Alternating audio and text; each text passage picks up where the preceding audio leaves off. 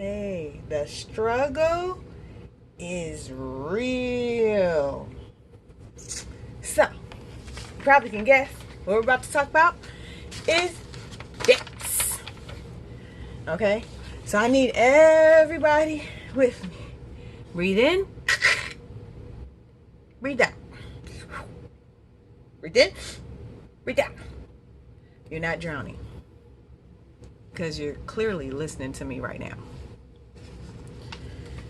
What usually stresses people out is that they look at all the debts at once. And this is in life, period. They look at everything all at once instead of just writing it down on a piece of paper, one through whatever, and prioritize it and knocking out one problem at a time. Don't try and fix everything at once. That's going to stress you out. It's going to overwhelm you. Concentrate on one debt at a time. So the first thing we want to do is prioritize our debts. But to do that, we need to know all your debts. So again, if you want a worksheet to write everything down on, email shypimp74@gmail.com.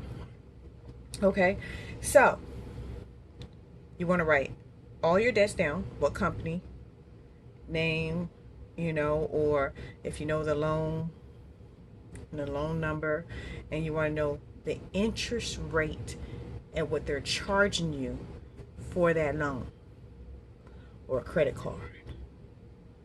Because still it's all a loan.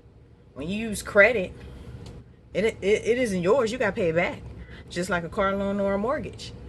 So all the debts that you have, that you're paying this organization back for the money they fronted you for, need to list all the interest rates and the loan amounts. The next thing I want to discuss with you is about the myth, because I heard this from my grandma. Said that somebody at church told her that the smallest debt amount, you want to start with that one first. No, I don't even, that doesn't even make any logical sense to me. So let me explain why I say no to paying off the lowest amount of debt first. Okay, so say you have two debt amounts. We're going to use two different credit cards. Doesn't really matter. Two different debt amounts, right?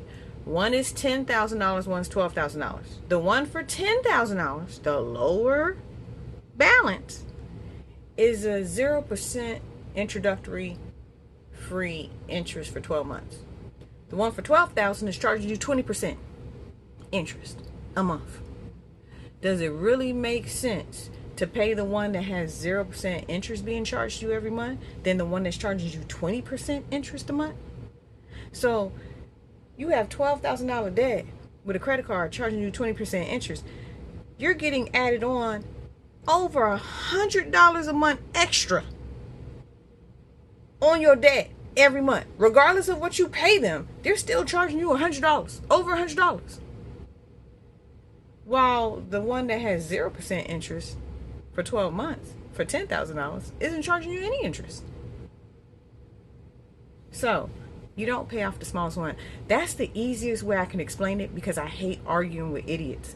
I'm like, okay, interest free versus something charging you interest. Why would you pay off the one that's interest free? So it's the same thing. If you have something that's 6% interest and something that is 15% interest, you pay off the one that's 15% interest first, because that's the one that's beating you up in interest, adding that money on up to the balance that you didn't pay off by the time the cycle ends. So I don't want to re-record. So I used an example that 0% introductory interest-free rate for 12 months. It is charging you interest every month, and it will apply for them 12 months. All that interest has been charging every month, but you never saw. You'll see it on your statement. If you do not pay off that loan amount in 12 months, they're going to charge you all that interest that they haven't been charging you a month. So we can use an example that it's interest free, period, or just a lower interest rate. So what I would do is I always pay off an introductory 1 month prior to it ending. So if it's a 12 month, I divide up what I owe by 11 months. If it's 18 months, I divide up what I owe in 17 months. The reason why I do not pay it off even if I have the cash is because why? That money can stay in my online savings account earning dividends every month. It's 0% interest and I'm going to pay it off before it's. So even on the 0% interest, if it is an introductory, you still need to write down the interest rate at what they're charging you at in the background. So say you can't pay it off in 12 months, right? When the 12-month area gets there and you have got, and the other one is actually a lower interest rate, the $12,000 one was actually a lower interest rate. Once you got the $12,000 down, I would attack that $10,000, but you had to make payments on it. So it won't be $10,000 anymore, but I would attack it. I've never been in that situation because if it's introductory, I pay it off in 1 month less, but I would attack it aggressively, period. But I'm not going to attack it aggressively if I'm going to pay it off before the introductory period is over with. The point to the whole entire story wasn't about 0% introductory. It was about which is the highest interest rate, period. You attack the highest interest rate. But I want y'all to know, pay attention to your statements. If it's 0% introductory, they're charging you interest every month. And if you don't pay it off exactly at the 12-month mark, because it's like, oh no, the cycle might end at the end of the month, but when you got the loan might have been in the beginning of that month. So you're like, no, I paid it off in 12 months. Oh, no, you started on the 8th. Yeah, but I had it paid at the cycle. Oh yeah, the cycle pays on the 25th. So we charged you all that interest for the whole year. Oh yeah, I learned my lesson a long time, years ago. I learned my lesson a long time ago. Pay it off 1 month early. I'm not even trying to keep track of that date of when exactly 12th month is, or the 18th month, or the 24th month. I pay it off 1 month early. It's just a good habit to live by. First thing I would do is group similar debts together. I wouldn't put all debts on a sheet of paper and say, hey, a mortgage that you owe $200,000 on, comparing that to a car note that you might owe $20,000 on, compared to a credit card that you might owe $15,000 on. No, I would completely separate the mortgage and don't even put it in this equation. We're still going to pay that debt off. That's towards the end. I'll tell you about that. But I do not put mortgage along with prioritizing the debts. As long as the debts are like $20,000 and less, I'll group all those together, put them in order, rack and stack them by interest rate. Not by money amount, by interest rate. So say you have a car loan and you owe $12,000 on it and the interest rate is 15%, and you have a credit card that you owe $12,000 on and the interest rate is 9%. I'm going to pay off the car loan first because the car loan is 15% interest. So they're charging you more interest and putting you in more debt quicker than the one that's 9% interest. Do you understand what I'm saying? So this is what you want to do. I wouldn't put the mortgage in there, okay, unless you only owe like $20,000 left on your mortgage, which I doubt. But separate the mortgage. We'll get to that later. Prioritize your debts. That's why you need to know the interest rate they're charging you. And go ahead. You don't have to separate car loan, because car loan, if y'all don't have a very expensive car, your car loan and your credit card debt might be almost the same amount. Okay, but if you have a mortgage that's $200,000, a car loan that's $50,000, and your different credit cards that you have, all you owe less than $9,000 a piece on each, go ahead, do the credit cards in order, and go ahead and just pay off the highest interest rate credit card. Then the next thing you'll tackle is the next biggest loan, which is your car. And then the last thing will be your mortgage. Okay, we good? I don't know your specific situation, so all I can do is give you examples. I'm going to need you to know just something inside you telling you, okay, this is what I need to do. But the first thing you do on a sheet of paper is list all your debts and interest rates and what you owe. Okay? So the next thing, say you have all your bills set up. Minimum is going to everything. And we're going to use car loan and credit card again, just as an example, you know, so y'all don't get caught up. I'm only talking about credit card. So you have, after all the bills is paid, with minimum amount going to it, because you know the car loan, they got a set amount and everything like that. Credit card has the minimum amount to pay them due. What I would do, if the car loan has a higher interest rate, we're going to stick with my same example. The car loan has the higher interest rate than the credit card. Okay, so if it does, and you have, after all the minimum balances are paid on all your debts, you have $500 still to play with, to say, hey, I can throw this towards a debt. I would take that $500 and throw it towards the car loan principal payment. So you have to call up the institution that is holding on to your loan and say, hey, I want to make principal payments. Because sometimes they be like, oh, principal payment has to come in on the first of the month. Or if not, we put some of that towards the interest. You don't want any of your extra payments going towards the interest. You only want it going towards the principal amount. Okay? So you got to call them up and say, I want to make X amount of dollars towards the principal payment. So for the credit card, you want to go to it and just make sure you have the minimum amount due being paid automatically online. So if the minimum amount due is $25 a month, you have it set up online electronically, automatically pay every month the minimum amount due for that statement. Because you're throwing all the $500 that you have to wiggle room you have to play with, you're throwing that towards the car note. Once the car is paid off, the car note plus that $500 then will go towards your next highest interest rate. If it is the credit card is your next highest interest rate, because we're excluding the mortgage, if that credit card is the next highest interest rate, you will put that car note plus that $500 towards that credit card. You will do that to all your debts until they're paid off. You start with the highest interest rate, knock that out. Go to the next highest interest rate, knock that out. And you keep going like that. So the money that was automatically going there, so you pay off that credit card. That credit card was getting $25. The car loan was $200, plus you were sending the extra $500. So guess what? On your third debt, you're not only paying that minimum you was paying to that debt, but you're also putting on that $25, that $200, and that $500. So you're also putting on $725 onto your next debt, and so on and so forth. You don't use any extra money. You don't have any extra money.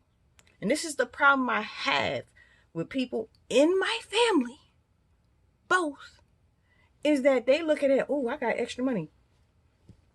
I said, I'm going to need you to change your way of thinking. If your debts, and I'm going to exclude mortgage, but I really don't want to exclude mortgage in this example.